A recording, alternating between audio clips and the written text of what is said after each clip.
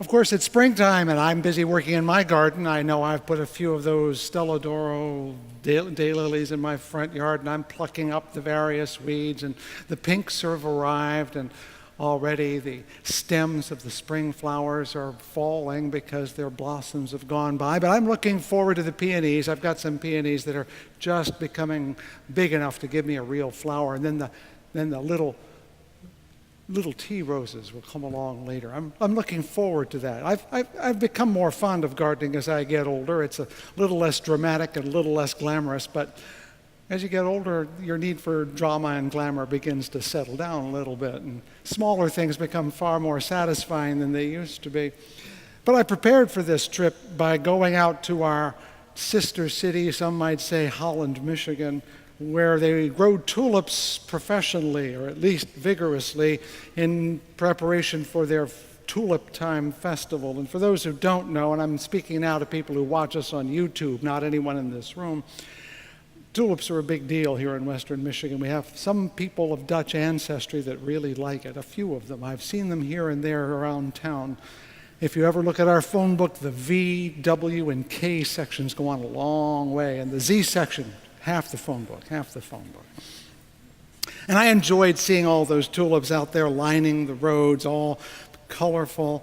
And I remembered that our wonderful cousins, the Dutch Reformed Church and the Christian Reformed Church, used the tulip to create an acronym to summarize their faith. And some of you who grew up in that church still remember it, notwithstanding fleeing it many, many years now, I'm sure. It's based on the word tulip. You know this, don't you?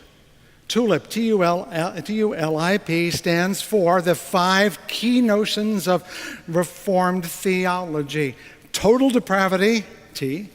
Unlimited election, U. Limited atonement, 3. Irresistible grace, that's 4, that's the I. And perseverance of the saints, that's the P, T-U-L-I-P. So all of you Calvinists out there who couldn't master both volumes of Calvin's Institutes, if you keep the tulip in mind, you're good to go.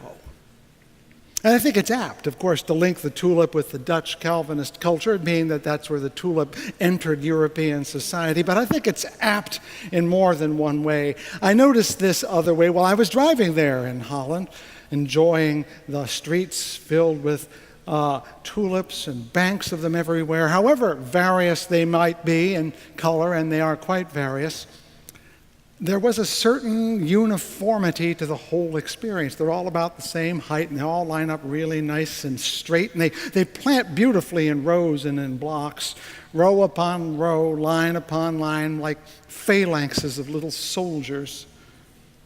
And then it occurred to me that that's one of the reasons why they might be popular to our friends in the Calvinist church, because tidiness and orderliness are kind of part of that culture, isn't it? You know, you think about that. Staying in bounds, don't get out of line, make sure you know where you belong. That's very much part of that culture. I'm not being critical, I'm just observing that, which is precisely what we should notice, that good fit between the tulip and the acronym.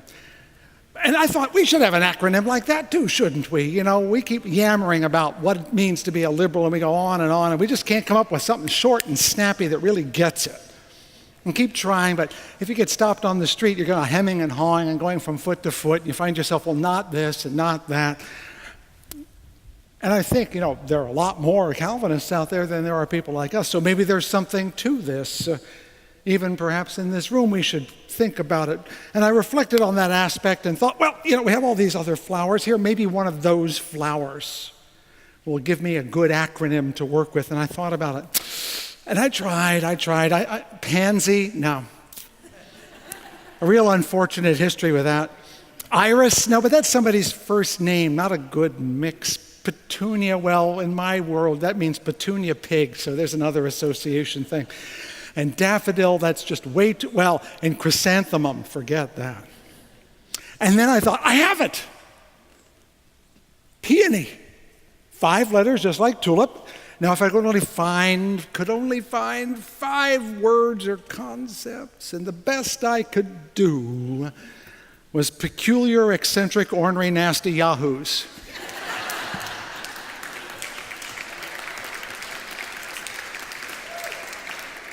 That's nothing to brag about, by the way.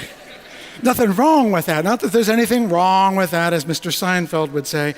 But I wouldn't be writing that down on a card, would you? We don't use exotic terms like election or atonement or depravity. Of course, those were hot topics back in 1619 when they all got together in what is called the Synod of Dort.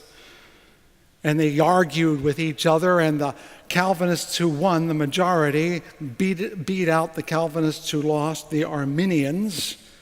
You see, the Arminians believed in partial depravity, not total depravity. They were equivocal on that, by which they meant people had free will and they could use it and they could make the right choice now and then.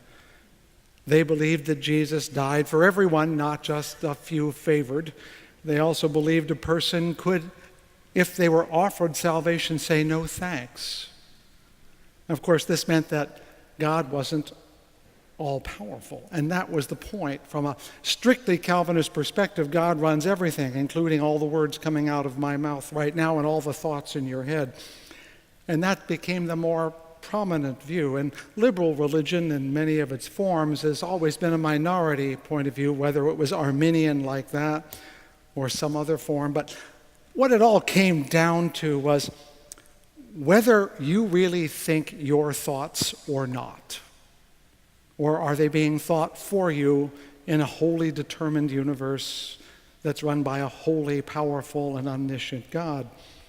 And while it's much tidier and neater and more orderly to imagine God puts everything in line, makes everything make sense even if you don't know it, kind of like those tulips, our experience says it's not quite that easy, doesn't it?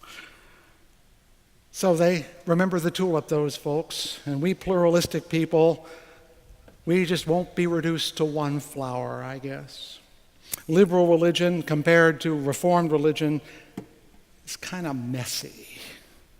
It sprawls, it spreads. It's not a bank of tulips manicured to geometric perfection, but a rather raucous meadow with flowers and thistles and weeds and woods, not too different from those baskets of flowers you saw just a little while ago. And liberal religion can show up anywhere, just like a weed. For example, those Baptists, of which Norbert Chopek was one, of which we were a part many years ago, they're free will folks too. They decided, I make up my own mind. And look what it took, and look what happened when you really take that seriously. Here we are, not Baptists anymore because we were Baptists once. Methodists have this bad habit too.